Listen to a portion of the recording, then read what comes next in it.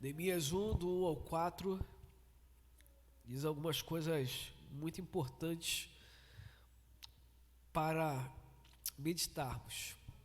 A mensagem dessa manhã se chama Me Importo. Me importo, né? Me importo.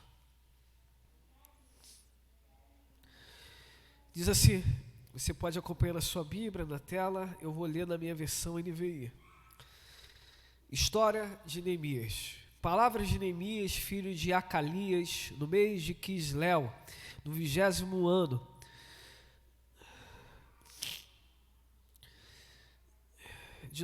Vou ler de novo que eu perdi. Capítulo 1, versículo 1. Palavras de Neemias, filho de Acalias, no mês de Quisleu, no 20º ano, enquanto eu estava na cidade de Suzã, Anani, um dos meus irmãos, veio de Judá com alguns outros homens, e eu lhes perguntei acerca dos judeus que restaram, os sobreviventes do cativeiro, e também sobre Jerusalém. E eles me responderam: aqueles que sobreviveram ao cativeiro e estão lá na província passam por grande sofrimento e humilhação. O muro de Jerusalém foi derrubado e suas portas foram destruídas pelo fogo. Quando ouvi essas coisas, sentei-me e chorei.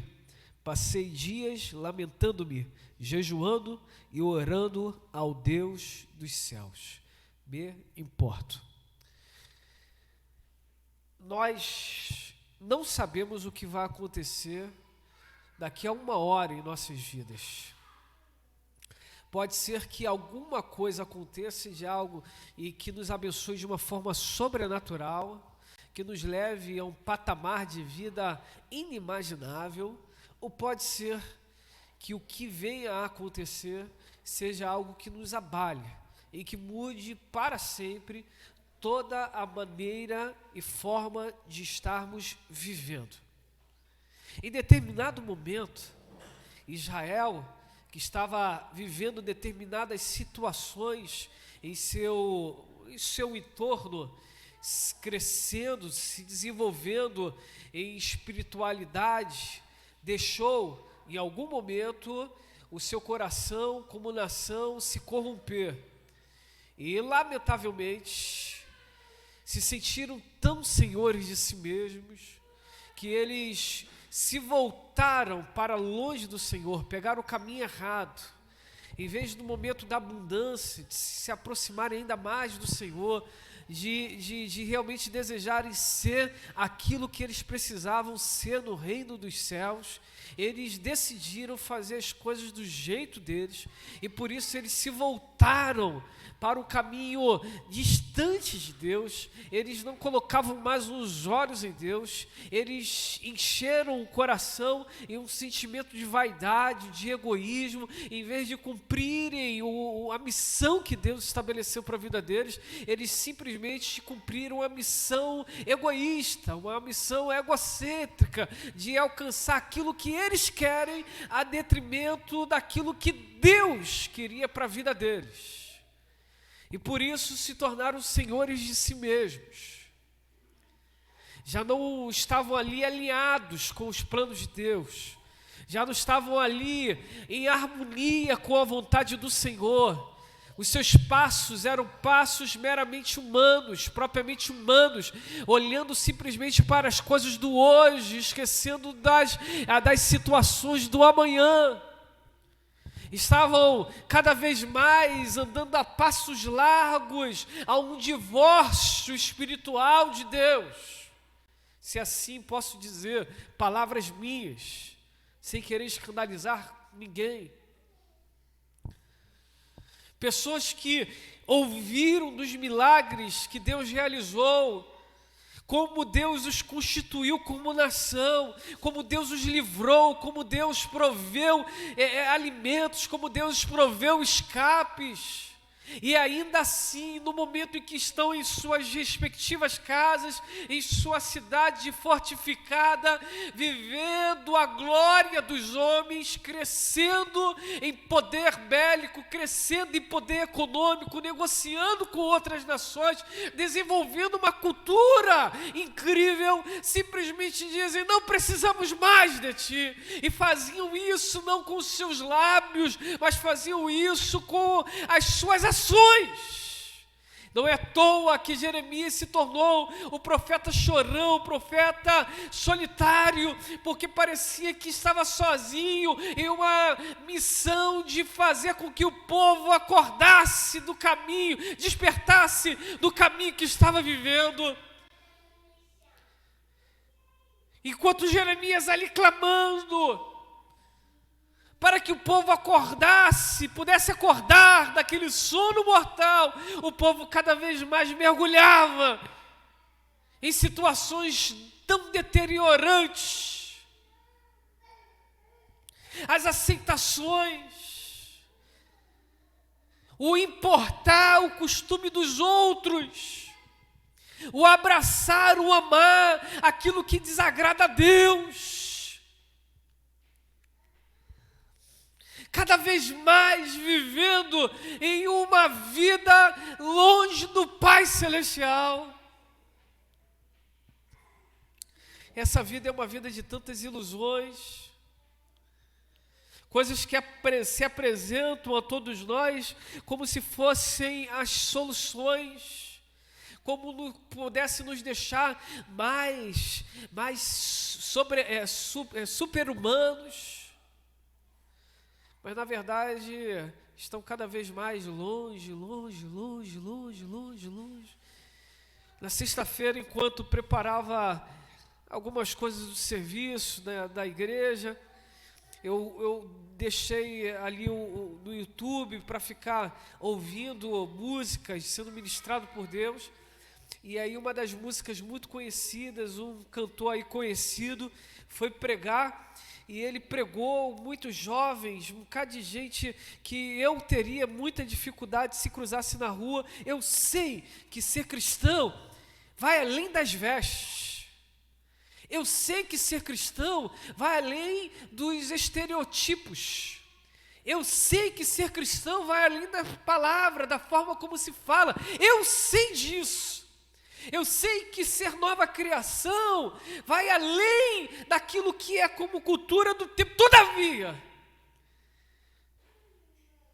é estranho ainda olhar grupos de pessoas e nem que seja um pouquinho, você conseguir discernir se aqueles ali são do Senhor ou não são do Senhor.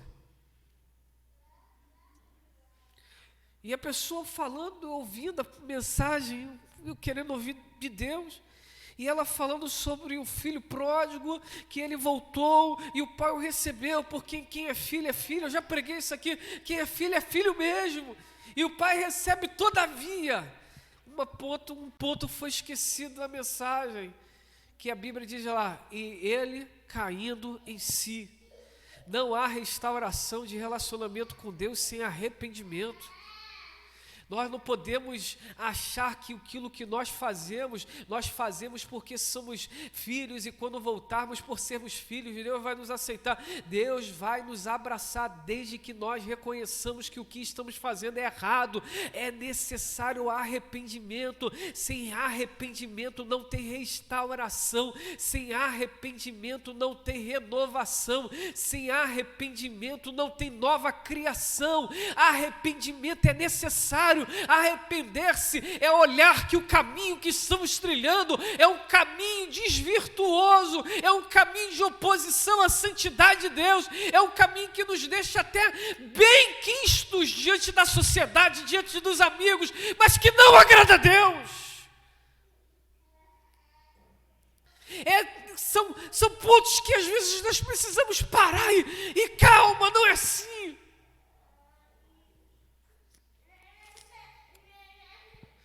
O povo estava longe, assumindo culturas de povos que não foram chamados por Deus, trazendo para si uma visão de vida que não agradavam ao Senhor. Então veio Nabucodonosor, Babilônia, e sitiou a cidade, e foi limitando todas as possibilidades de sustento, água, comida. Uma vez quando esses meios tornaram-se escassos, o povo começou a viver verdadeiras desolações. Começaram a se utilizar das seus próprios fluidos corpóreos para tentar se hidratar. Narra-se até a possibilidade do desespero, do canibalismo mediante a fome. Até que então o povo é levado como escravo, cativo. Tornaram-se cativos, prisioneiros, e levados para uma terra que não era deles. E algumas coisas a gente começa a aprender aqui incrível, né? Que dá para destacar no texto, para a gente compreender o porquê Neemias se importou.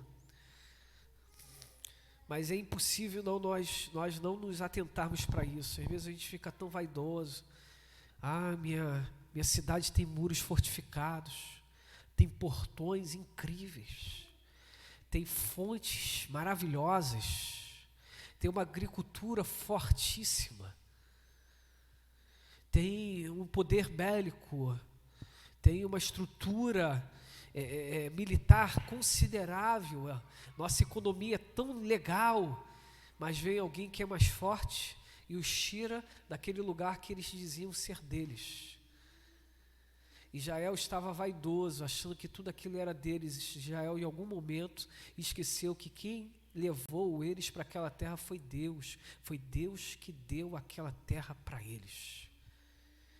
Acontece às vezes conosco, nós nos envaidecemos tanto, nos tornamos tão altos, tão soberbos.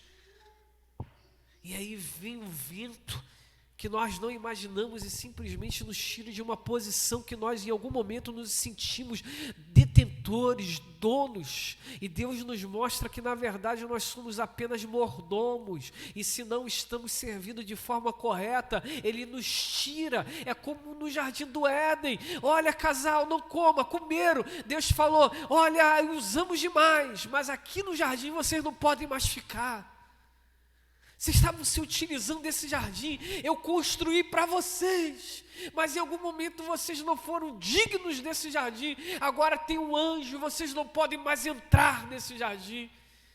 É como se nós estivéssemos comendo em todo tempo uma maravilhosa lasanha, como eu estou com vontade de comer hoje, e aí do nada vem alguém que deu a lasanha e fala assim: você não come mais essa lasanha, mas eu quero comer. A gente faz pirracinha, achando que é dono de alguma coisa, e a pessoa fala: não, você está comendo porque eu te dei, o prato também é meu. Então parou por aqui, agora você precisa se ligar no que você está fazendo. Aquele povo sai daquela cidade e vai para uma cidade que não é deles, sai daquela nação e vai para uma nação que não é deles, porque estavam longe do Senhor.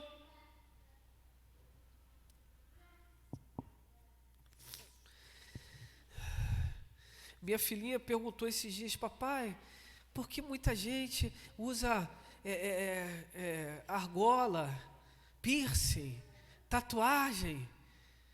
Aí eu fiquei em uma sinuca de bico.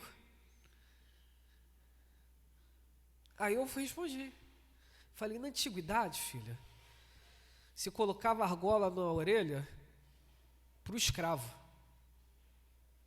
Todo escravo colocava argola.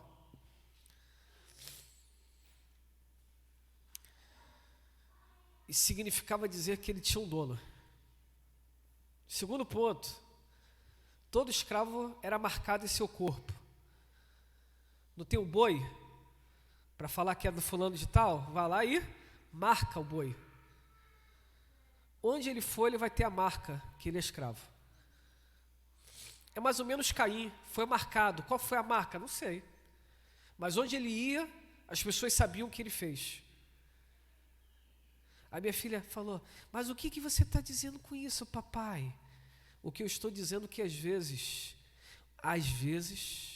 a cultura do tempo, o costume do tempo, na verdade é uma imposição de Satanás para nos mostrar que nós não somos de Deus, somos dele.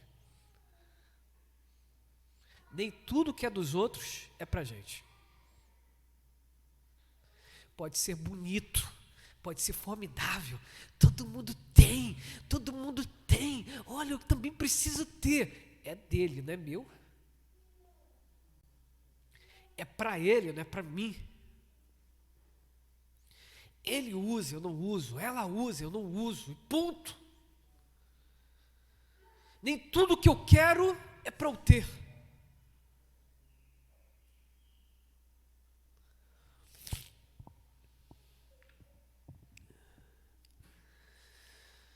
Aí ela falou assim, mas papai, e os pastores? E aí, minha irmã Célia? Aí eu falei, possivelmente, filhinha, eles fizeram quando eles estavam longe de Deus. Porque se tornar fraco para ganhar os fracos não está na linha de ser igual aos fracos. Um dia eles vão responder diante de Deus, se por bem ou por mal. Mas você vê o papai desse jeito? Não, então siga o exemplo do papai. Tá bom. Tem certas perguntas que nos deixam, Mara, nos deixam em situações que fica, me ajuda, Jesus. Parece simples, mas não é. Ajuda, papai. Primeira solução lá em casa, arranca o YouTube. Primeiro ponto. Falei, que negócio é esse? Que perguntas são essas? Arranca o YouTube.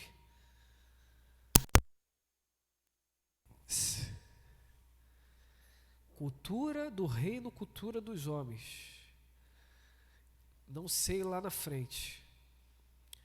Mas que depender da gente, a gente vai ensinar a cultura do reino.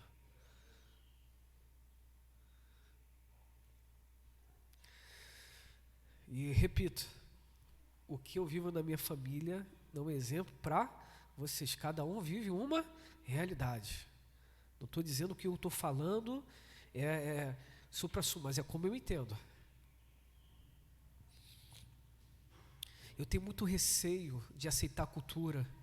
Eu vejo os cristãos criticando a igreja, criticando o conservadorismo. Eu fico, onde esses caras estão com a cabeça? Pastores que se assumem sociais-democratas. Social-democrata é meio que aquilo que nós chamamos de progressismo cultural. Aceitam o progressismo. O que um progressismo cultural aceita? O que aceitaram na Argentina, aborto de crianças. Aborto, né? Aborto é crianças. Então, aborto. O que aceita? Liberação de drogas. O que aceita? As ideologias dentro das escolas. Como eu posso olhar isso e achar isso? Ainda tem gente que levanta e diz, as igrejas que colocaram fulano de tal no poder, ciclano no poder, as igrejas estão corrompidas. Essas pessoas tinham que calar a boca. Porque essa nação não está pior por causa do movimento da igreja. E sinceramente, eu amo quando os cristãos se levantam e vão conversar de política. A igreja não pode direcionar qual ideologia você pode seguir, mas quando os membros despertam e começam a dizer, não é assim, vocês podem estar dizendo que é assim, mas não é assim as coisas. Significa dizer que a nação está crescendo. Significa dizer que aqueles que sempre determinaram o que essa nação iria ser, estão perdendo força. Significa dizer que aquilo que nós chamamos de democracia cada vez mais está se mostrando como o autoritarismo. E que não vem de hoje, já vem de anos. Você só pode ser o que eles querem que vocês sejam. O despertar de uma democracia saudável é importante. E é onde pode se aprender democracia? Igreja.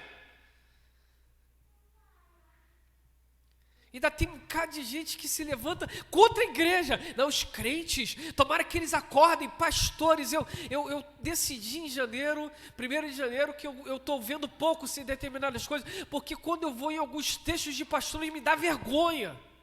Eu falo, não é possível que está escrevendo isso. Não é possível.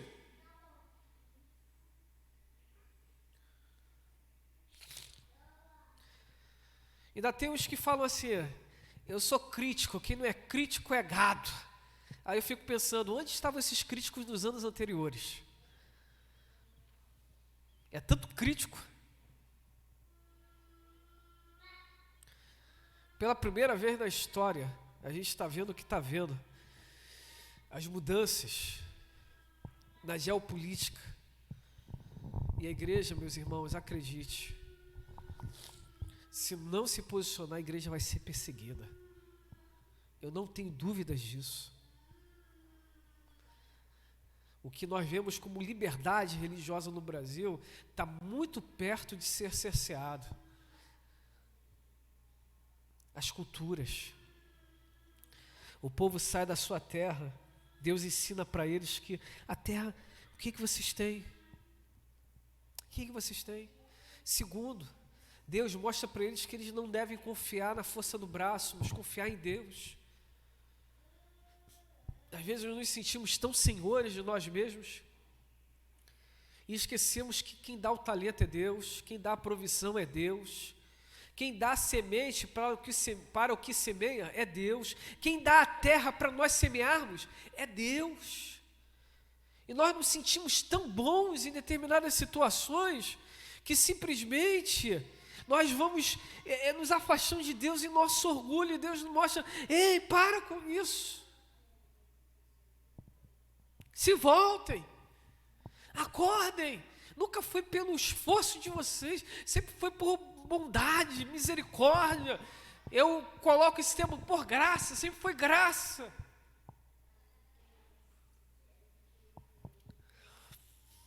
Deus os leva para uma terra que não é deles, os faz passar anos em situações. E veja bem, terceiro ponto maravilhoso, tem situações na nossa vida que por mais que nós nos esforcemos absurdamente sair, nós só sairemos no tempo de Deus. Não adianta se rebelar, não adianta fazer biquinho. Tem ciclos na nossa vida que quando se abrem, eles precisam terminar. Então não adianta a gente fazer força contrária. O que temos que fazer é como Jeremias disse em Jeremias 29. Olha, case-se e dê em casamento, façam negócios, porque passados 70 anos vos levarei à terra que vos tirei. Tem ciclos que precisam se completar em nossas vidas. Ou nós entramos por consequências, ou fomos colocados por consequências, mas não adianta envolvermos, não adianta gritarmos, não adianta ficarmos sofrendo absurdamente, simplesmente precisamos viver determinados ciclos, ainda que nós não queiramos vivê-los, mas a aceitação, a compreensão que vem de Deus e precisamos estar vivendo, é importante para que nós não paremos a nossa vida. Jeremias disse, case-se e dê em casamento, façam negócios. O que Jeremias está dizendo? Mesmo numa terra que não é de vocês, mesmo estando em um castigo pela forma como vocês estavam andando, não parem de viver. Sigam o fluxo. Vivam com intensidade o propósito de Deus para vocês. O povo volta, Deus libera essa possibilidade através de Ciro. E olha que coisa incrível, gravem isso. Um dia Jeremias escreveu essas profecias, aí um dos livros do profeta Jeremias foi levado para a biblioteca de Nabucodonosor, uma das 7, Jardim Alto era uma das 7, isso, a biblioteca de Nabucodonosor, uma casa de verão, um local de refúgio do imperador. Aí um dia Ciro foi nesse local. Tem gente que acredita em coincidência. Quando eu te falo, é propósito. É Jesus-cidência.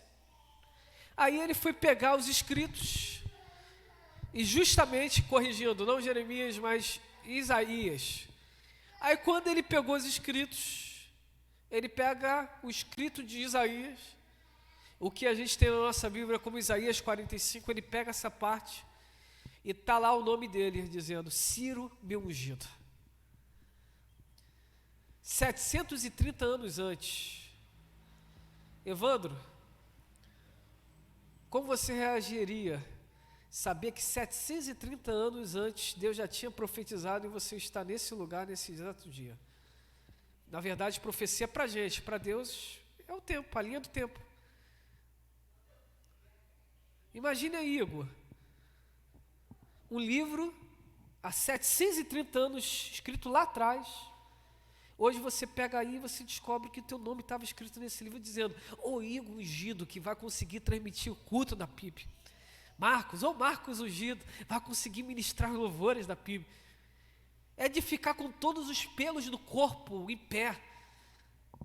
Falar, que é isso? Chama-se os sacerdotes. O que significa isso? Isso significa isso. Ciro toma um impacto, percebe. 730 não, corrigindo, 140 anos antes. Ciro percebe que na verdade a vida dele estava cumprindo um propósito do eterno. E às vezes a gente acha que Deus é pego de surpresa. Deus nunca é pego de surpresa. As coisas boas e ruins que vivemos, Deus está no controle. Nós sentimos, nos abatemos, mas o Senhor continua no controle de todas as coisas. Ciro libera a nação para voltar através de Zorobabel e de Esdras. O templo é reconstruído, mas mesmo sendo reconstruído o templo, mesmo o povo voltando, o povo está ali, dividido em suas áreas na nação, plantava, mas o povo constantemente era humilhado. Passavam dificuldades terríveis. Mas não foi cumprimento da promessa. Voltei, mas eu não estou conseguindo. Nós estamos lutando muito, nada vai à frente. O que nós plantamos, os outros povos vêm e roubam da gente, nos humilham. Quando o irmão de Neemias vai à cidade e volta com os seus amigos, Neemias pergunta, e aí, como está a terra dos nossos pais? Possivelmente Neemias não nasceu em Jerusalém, Israel. Neemias nasceu lá no cativeiro. Mas as histórias eram muito vivas. Eram muito reais. E Neemias tinha o desejo de saber mais do seu povo.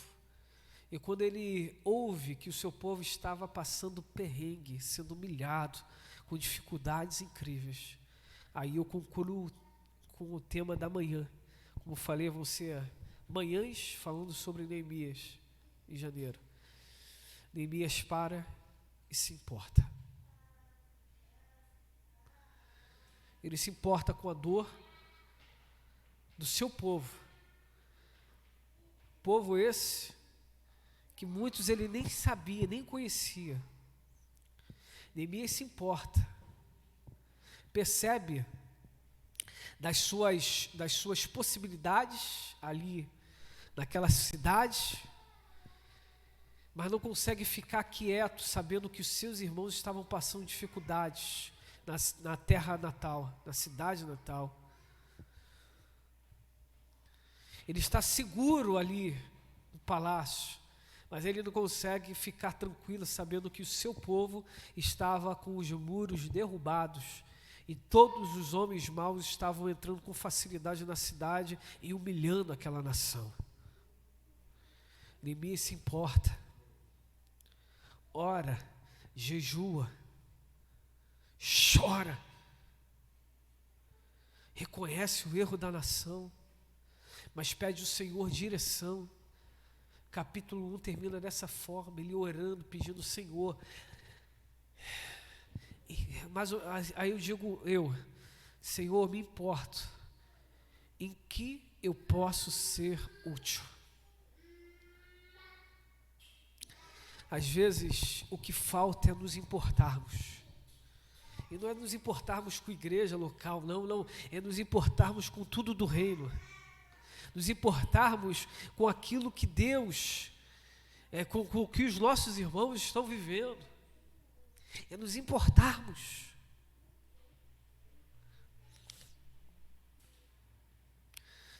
Todas as vezes que eu ouço de verdade, é que eu paro a mensagem. Semana que vem nós vamos dar sequência. Mas todas as vezes que eu penso no caso da liberação do aborto, eu lembro do infanticídio. Me corrijam se eu citei o termo errado, que é a morte de crianças, que aconteceu no Egito e que no tempo de Cristo aconteceu também com Jesus. Tentaram fazer com Jesus.